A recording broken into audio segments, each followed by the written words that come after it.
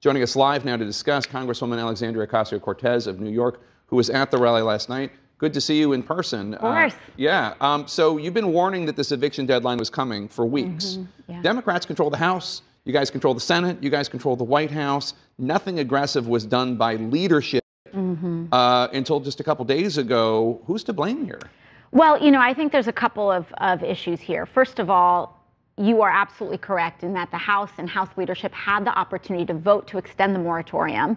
And there were many, and there was frankly a handful of conservative Democrats in the House that threatened to get on planes rather than hold this vote. And we have to really just call a spade a spade. We cannot, in good faith, blame the Republican Party when House Democrats have a majority. Now, there is something to be said for the fact that this court order came down on the White House a month ago, and the White House waited until the day before the House adjourned to release a statement asking on Congress to extend the moratorium.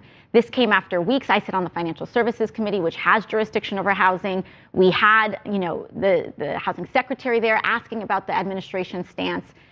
We asked the Biden administration about their stance, and they were not being really forthright about that advocacy and that request until the day before the House adjourned. And so the House was put into I believe, a needlessly difficult situation. And it's not just me saying that. Financial Services Chairwoman Maxine Waters has made that very clear as well. And so there's a couple of contributing factors here. We have governors who are also not getting this emergency rental assistance out in time, which is forcing this extension, what we would like an extension of the moratorium. The fact of the matter is that the problem is here. The House should reconvene and call this vote and extend the moratorium. There's about 11 million people that are behind on their rent at risk of eviction. That's 1 out of every 6 renters in the United States. Congress is out of town for the next 7 weeks. Speaker Pelosi made it clear in a letter to Democrats last night she's not calling the House back. The Senate's here because they got the infrastructure bill. And you heard Manchin say that he thinks that the moratorium should be extended so that these tens of billions of dollars can get out the door. What's your response? Well, listen, the House adjourned technically for 7 weeks, but I want to be very clear that due to the ongoing negotiations with the bipartisan infrastructure bill, we were given very specific instructions that we are set to adjourn for 7 weeks, but every member of the House of Representatives is currently on a 24-hour callback notice in anticipation of that bipartisan infrastructure bill. So we all have left town with plans to come back within 24 hours if necessary.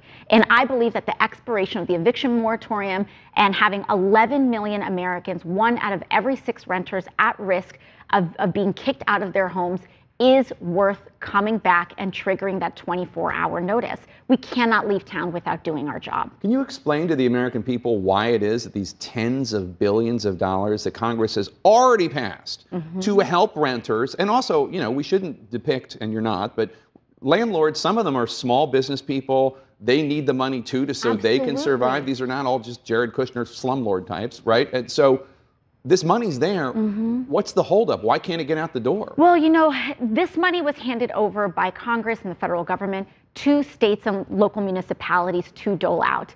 And what that means then is that each individual governor is responsible for establishing these programs.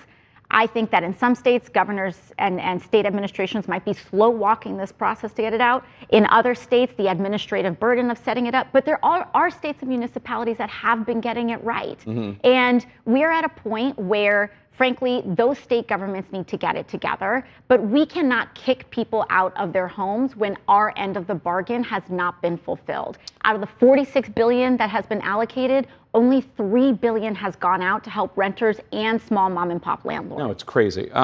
You just heard Joe Manchin a few moments ago talk about the reconciliation bill. That's the bigger budget package, $3.5 trillion. He said he can't give any guarantee that it would pass the Senate. What was your response to that? Well, listen, these deals on infrastructure that have gone out are not just bipartisan, but they are also bicameral. And it was made very clear. That means House and Senate. Yes, that means House and Senate.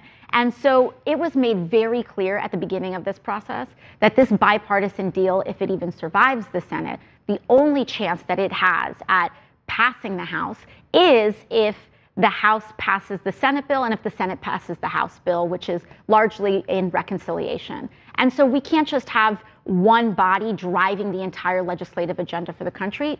And frankly, 20 senators, that within that one body. And so we need a reconciliation bill if this bipartisan bill is going to get, if we want this bipartisan bill to pass. Now, I know the infrastructure deal that they're talking about, and Manchin said they're going to introduce it today. They're going to bring out the language, is obviously a lot smaller than you wanted, a lot smaller than a lot of your fellow progressives wanted. It still does include things that you like, including funding for electric vehicle charging stations, public transit, clean water systems, broadband, more.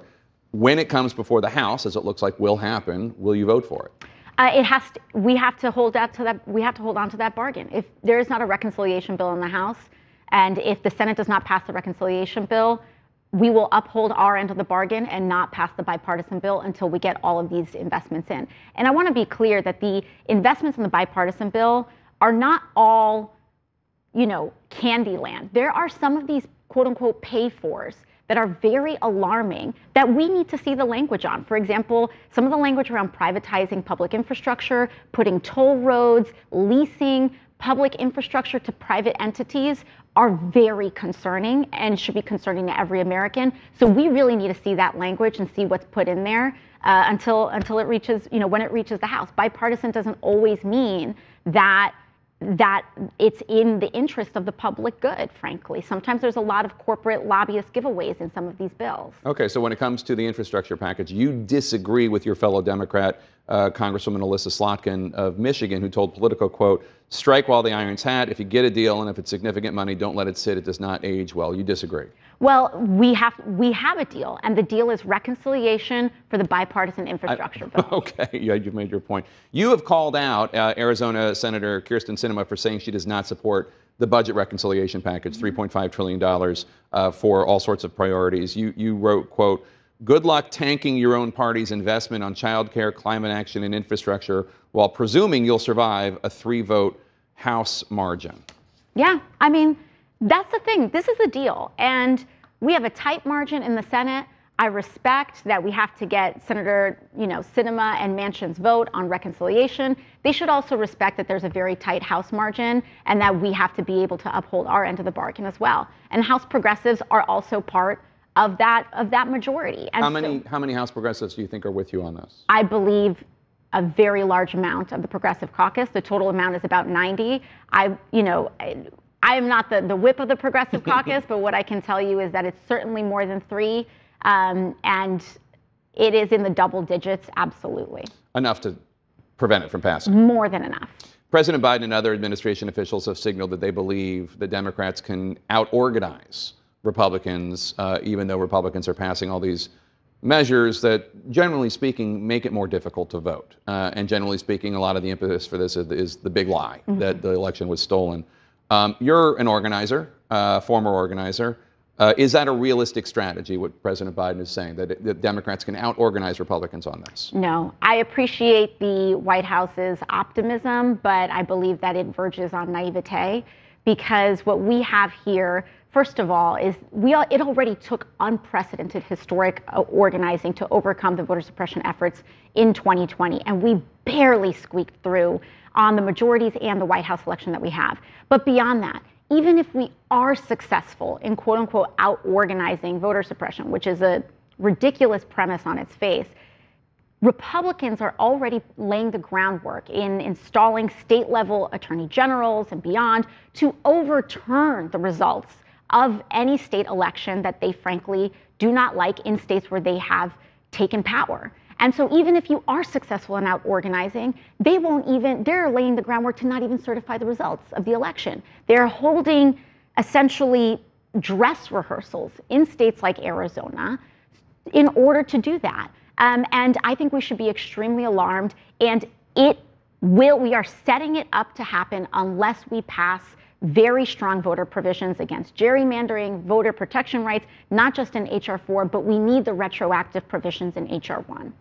Congresswoman Alexandria Ocasio-Cortez, Democrat of New York, thank you so much for being here. Good to see you.